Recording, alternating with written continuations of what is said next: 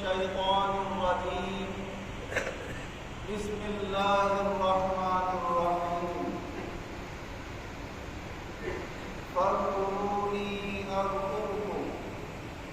واشكروا لي ولا تكفرون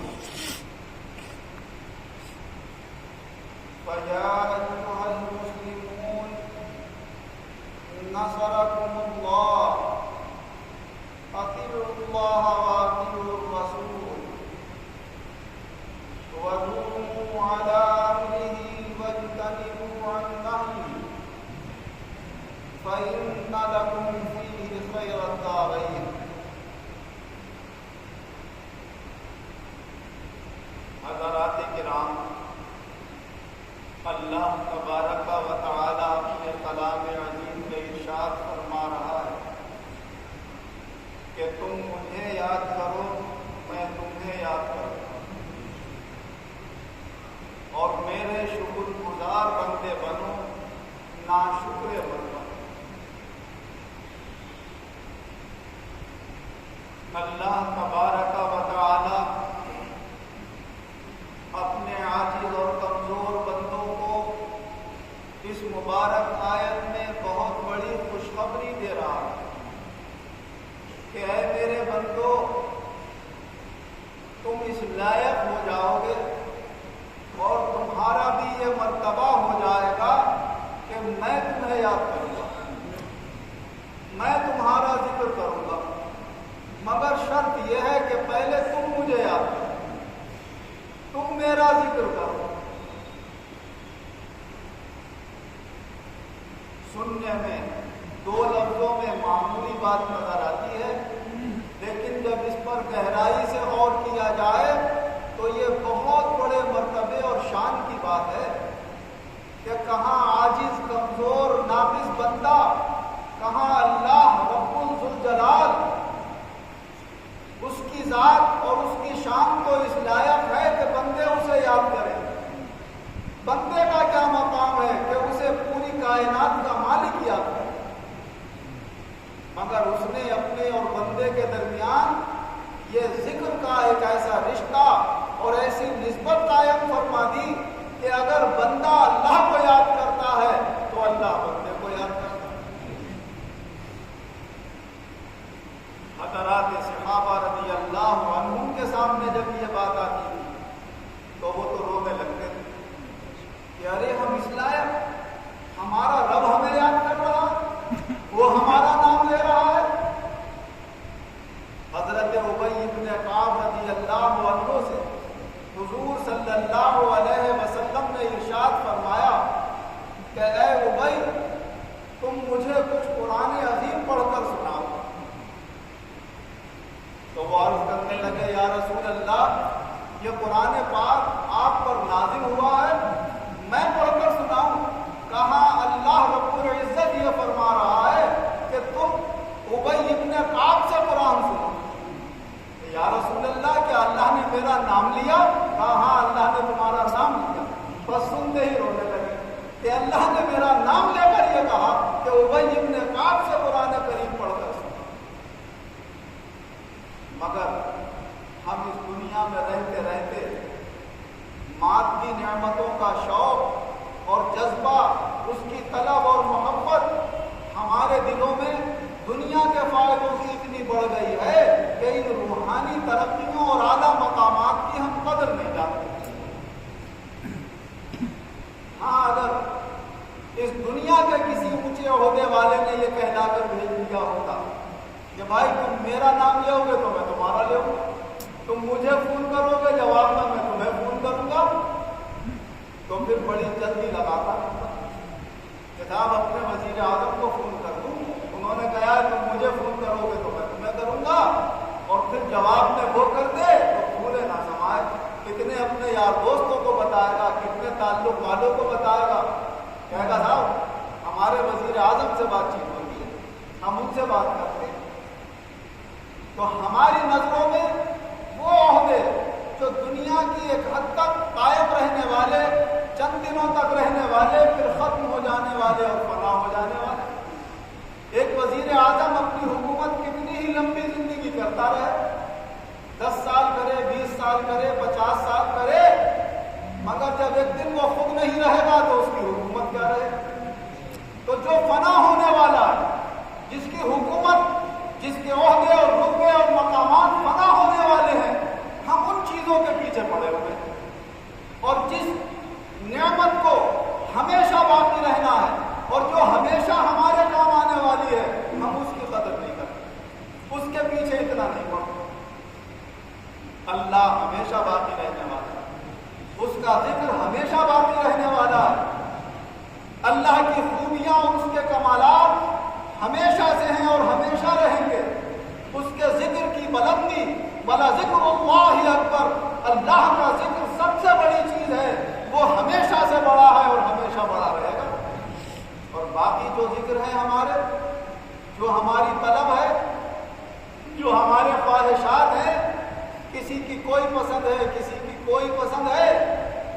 वो कब तक उससे फायदा उठाएगा? अगर किसी की पसंद खूबसूरत औरत है तो उसकी खूबसूरती, उसका हुस्न और उसकी जवानी कब तक रहने वाली है? अगर सारी जिंदगी भी रहे तो एक ना एक दिन तो उसे मरना है और उसके फायदे खत्म होना है। ऐसे ही दुनिया की जो भी आप चीज अपनी नजर में कायम कर लें, जिसका आप शौक रखते हो, जो कारोबारी हैं वो कारोबारी तरक्कियों से शौक रखते हो, जो गाड़ियों के शौकीन हैं वो गाड़ियों का शौक रखते हो, जो सियासत में हैं वो सियासी मकामात और सियासी जिक्र कसरत से करते हो और उनका शौक रखते हो,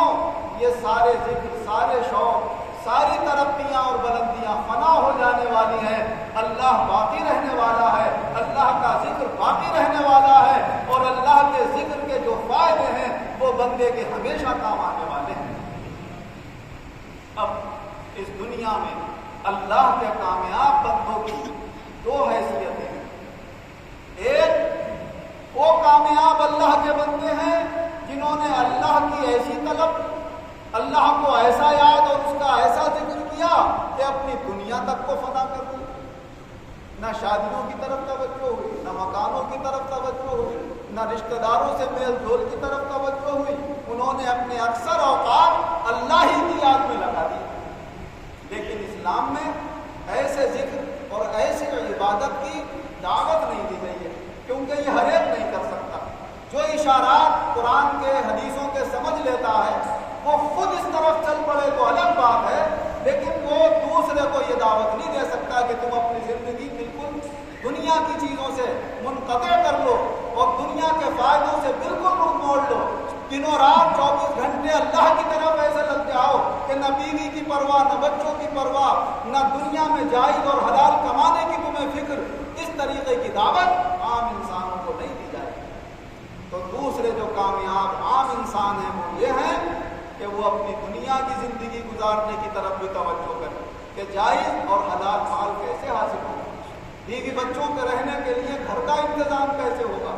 उनके खाने पीने, पहनने ओढ़ने के लिए इंतज़ाम क्या होगा, और उसके साथ साथ जो अल्लाह ने उनके ऊपर अहकाम मुकर्रर किए हैं उनकी भी पाबंदी करें। जिन बातों से और गुनाहों से अल्लाह ने मना किया है उनसे भी बाज रहे। और ये ज़िंदगी जो है ये सबसे बड़ी कामयाब ज़िंदगी है। और इस्लाम में इसी ज़िंदगी की तमाम इंसानों को दावत दी गई है कि एक तरफ अगर तुम्हारे सामने तुम्हारी दुनियावी ज़रूरियात हैं, तो दुनियावी फ़ायदे हैं, तो दूसरी तरफ ये फ़ायदे जिस मौला ने अता फरमाए हैं उसकी शुक्रगुजारी भी है और उसके हुक्म को भी पूरा करना है।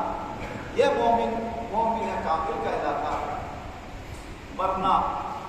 अल्लाह की याद, अल्लाह का जिक्र जिनके दिलों में, जिनकी रूहों में बस जाता है और उसकी लज्जत से वो पूरी तरह वाकिफ हो जाते हैं, फिर उन्हें दुनिया की किसी चीज़ में लज्जत महसूस नहीं होती। हर एक से कतराते हैं, हर एक से कटते हैं, कहते हैं कोई हमें बातों में ना लगाए, हमारा वक्त ज़ाया ना करे, हमें चाहे तन्हाई मिले, चाहे महफिल में जा रहे हों, बैठे महफिल में हो मगर दिल अल्लाह से लगा हुआ, तन्हाई में बैठे हों तो अल्लाह को याद करते हो, हर वक्त वो अल्लाह ही अल्लाह करते रहते हैं। उन्हें अल्लाह की याद में ऐसा मजा आने लगता है कि फिर किसी और तरफ उनकी तवज्जो नहीं जाती। हमारे शहर के मशहूर बुजुर्ग हजरत सैयदना हाफिज शाह जमालुल्लाह साहब रहमतुल्लाह अलैह जब पाकिस्तान से हिंदुस्तान तशरीफ लाए थे तो दिल्ली में एक वीरान इलाके में एक मस्जिद थी। مسجد کے اندر آپ نے آ کر قیام فرمایا اور ابھی نوعمر جوان تھے، مگر اللہ کی یاد اور اللہ کے ذکر کا شوق ایسا آپ کے دل میں بس گیا تھا کہ آپ نے تنہائی میں رہنا پسند کیا کہ کوئی میرے قریب نہ آئے، بس میں اپنے مولا کو ہی یاد کرتا ہوں۔ زیادہ سے زیادہ یہ کیا کہ فقہ کی تعلیم حاصل کرنے کے لیے آپ نے ایک عالم کو اپنا استاد بنایا، تھوڑی بہت دیر ان سے فقہ حاصل کرتے، ان کی خدمت کرتے، باقی مسجد میں آ کر دروازے بند کر کے بیٹھ جاتے اور دنوں رات میں 2 قرآن پاک پڑھ کر مکمل کر لیتے۔ اللہ کا کلام پڑھنے میں مزہ آ رہا، اس میں لذت محسوس ہو رہی۔ یہی حال آپ کے مرید خاص اور خلیفہ حضرت سیدنا فیض بخش شاہ درگاہی محبوب الہی رحمۃ اللہ علیہ کا حال تھا کہ اگرچہ آپ جذب اور دیوانہ وار جو کیفیت ہوتی ہے اس سے نکل کر سلوک کی طرف آ گئے تھے، جس میں شریعت کی پابندی کا بھی لحاظ رکھا جاتا ہے، مگر پھر بھی ہر وقت اللہ کی یاد میں ایسے کھوئے رہتے تھے کہ آنکھیں بند رہتی تھی، سب جھکا رہتا تھا۔ نمازوں وغیرہ کی فراغت کے بعد جتنا وقت ملتا تھا سب اللہ کی یاد میں اور ذکر میں ہی لگا دیا کرتے۔ کبھی کبھی ان کے خاص مریدوں نے پوچھا، حضرت یہ ماجرا کیا ہے؟ ہم آپ سے کسی کے لیے دعا کے لیے کہنے آتے، کوئی اور اپنی کوئی حاجت پیش کرتا ہے تو اول تو آپ کے کان پہ زور زور سے چیختا ہے مگر آپ کو سنائی نہیں آتی۔ 2-3 بار کہنے سے جب آپ سنتے ہیں، جب آنکھیں کھولتے ہیں تو ایسی آواز نکلتی ہے جیسے کنویں کے اندر سے نکل رہی ہے، ارے بھائی کیا کہہ رہے ہو؟ اور یہ کہتے پھر آپ کی آنکھیں مل جاتی۔ آپ بات سنتے ہیں پھر بھول جاتے ہیں، بھائی کیا کہا تھا تم نے؟ پھر آپ کو اٹھایا، پھر کہا، تو 2-3 بار میں کم سے کم آپ کی بات سمجھ میں آتی ہے۔ تو پھر آپ نے فرمایا کہ ہم بچپن سے ہی اللہ کے ذکر اور اللہ کی یاد میں ایسے کھوئے ہوئے ہیں کہ جب ہم اس کو یاد کرتے ہیں تو ہر چیز ہمارے ذہن سے غائب ہو جاتی ہے۔ تم ادھر کہتے ہو ذہن میں آئی اور ایک دم غائب ہو گئی، بس اللہ ہی اللہ یاد رہتا ہے۔ تو یہ تو بہت اعلیٰ حال والے ہیں، ہر آدمی کو یہ حال اختیار کر نہیں سکتا، اور نہ اسلام میں اس حال کی دعوت دی گئی ہے۔ تو کم سے کم ہم اتنا تو سوچ سکتے ہیں، اللہ نے ہمیں عقل سلیم کو عطا فرمائی ہے کہ ایک طرف ہمارے سامنے وہ نعمتیں ہیں جو ایک دن فنا ہونے والی اور مٹ جانے والی ہیں، ہم ان کے پیچھے اتنا چلیں جتنی ہمیں ضرورت ہے، بالکل اپنا دن و رات غور و فکر سوچ ان کی گہرائیوں میں ایسے نہ بھول جائیں کہ اللہ کو بھول جائیں، اللہ کے رسول کو بھول جائیں اور اپنی آخرت کو بھول جائیں، اور نہ اس طرح بالکل خدا کی یاد میں لگ جائیں اور بالکل ایسے اپنے اوقات دوسرے اللہ کی عبادت میں اور اللہ کے کاموں میں ایسے لگا دیں کہ کاروبار ہی خراب ہو جائیں، بیوی بچوں کی ذمہ داریاں ہی خراب ہو جائیں، بلکہ دونوں کا صحیح طریقے سے حق ادا کریں اور زیادہ سے زیادہ وقت اپنی دنیا کی ضرورتیں پوری کرنے کے بعد اللہ کی یاد میں لگائیں اور یہ سوچیں کہ اللہ کی یاد ہمیشہ باقی رہنے والی ہے، اس کے فائدے ہمیشہ باقی رہنے والے ہیں۔ حضور نبی اکرم صلی اللہ علیہ وسلم نے ایک طرف شادیاں بھی کی ہیں، بیوی کے حقوق بھی ادا کیے ہیں، ان کے پہننے اوڑھنے رہنے سہنے کا بھی انتظام کیا ہے، لیکن اتنی گہرائی کے اندر نہیں گئے کہ گھر کو خوب سجانے اور بنانے میں اپنی ایک عمر ضائع کر دیں، اپنی دنیاوی وہ اعلیٰ درجے کے فائدے حاصل کرنے میں پوری زندگی اس میں فنا کر دیں۔ بس ضرورت کے لائق چیز مل گئی، سادگی کے ساتھ اسے استعمال کر لیا اور زیادہ سے زیادہ وقت آپ نے اللہ کی یاد اور اللہ کے ذکر کے اندر لگایا، یہاں تک کہ سونے کی حالت بھی آپ کی ایسی ہوتی تھی کہ آپ کی آنکھیں بند ہیں، جسم سوتا ہوا محسوس ہو رہا ہے مگر دل ہے کہ اللہ کی یاد میں جا رہا ہے۔ حضرت عائشہ صدیقہ رضی اللہ عنہا روایت کرتی ہیں کہ حضور صلی اللہ علیہ وسلم نے فجر کی 2 سنت ادا فرمائی اور پھر آپ لیٹ گئے، آنکھوں میں نیند آ گئی، خراٹے کی آواز آنے لگی۔ حضرت بلال رضی اللہ عنہ نے آ کر آواز دی، یا رسول اللہ جماعت تیار ہے۔ آپ نیند سے بیدار ہوئے اور اٹھے اور جا کر ایسی نماز پڑھا۔ جب آپ نماز پڑھا کے تشریف لائے، حضرت عائشہ رضی اللہ عنہ نے عرض کیا، یا رسول اللہ آپ تو سو گئے تھے، خراٹے کی آواز آ رہی تھی اور آپ یہ فرماتے ہیں جو سو جاتا ہے اس کا وضو ٹوٹ جاتا ہے، اور آپ سو گئے پھر بھی آپ نے وضو نہیں کیا، جو پہلا وضو تھا آپ کا آپ نے اسی سے جا کر نماز پڑھا تھی۔ تو حضور صلی صلی اللہ علیہ وسلم نے ارشاد فرمایا، اے عائشہ ہماری آنکھیں سوتی ہیں، ہمارا دل جاگتا رہتا ہے۔ تو وہ دل کیسے جاگ رہا کہ آپ ذکر قلبی بھی کرتے ہیں، دل کی دھڑکن سے بھی اللہ اللہ کر رہے ہیں، اور ذکر لسانی اپنی زبان سے بھی آپ اللہ کو یاد کر رہے ہیں، اور زیادہ سے زیادہ وقت اللہ کی یاد اور اللہ کے ذکر میں لگا رہے ہیں۔ اللہ کے مقرب بندوں کی مبارک زندگیاں تمام مسلمانوں کے لیے، اللہ کے بندے اور بندیوں کے لیے یہ سبق ہے کہ ہم دنیا میں اتنے لگیں جتنی ہمیں اس کی ضرورت ہے، دن و رات اس میں ایسے نہ کھوئے رہیں کہ ہماری آخرت جو ہمیشہ باقی رہنے والی ہے وہ خراب ہو جائے، بلکہ اپنی دنیا کی ضرورتیں پوری کرنے کے بعد زیادہ کوشش ہم اپنی اس زندگی کو کامیاب کرنے کی کریں جو زندگی کبھی فنا ہونے والی نہیں ہے اور ہمیشہ باقی رہنے والی ہے۔ اللہ تبارک و تعالیٰ یہ مجھے بھی توفیق عطا فرمائے، آپ کو بھی توفیق عطا فرمائے، اور دونوں جہان میں اللہ ایمان و عزت کے ساتھ ہم سب مسلمان